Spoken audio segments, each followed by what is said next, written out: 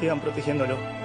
Dur. Onu izlerken gözlerin mi yaşarıyor? Bir kalecinin vedası değil sadece. Bu bir neslin çocukluk kahramanına veda edişi. O formayı ilk giydiğinde sen 11 yaşındaydın belki. Şimdi 25'sin. Arada büyüdün, aşık oldun, düştün, kalktın ama kalede hep o vardı. Ve şimdi o gidiyor.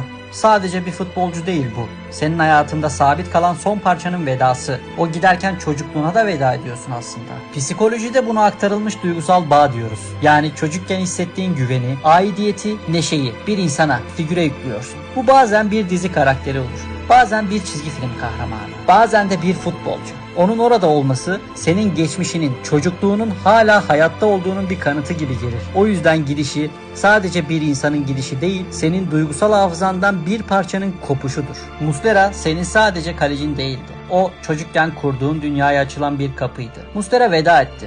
Ama asıl veda eden belki de sensin. Çocukluğuna.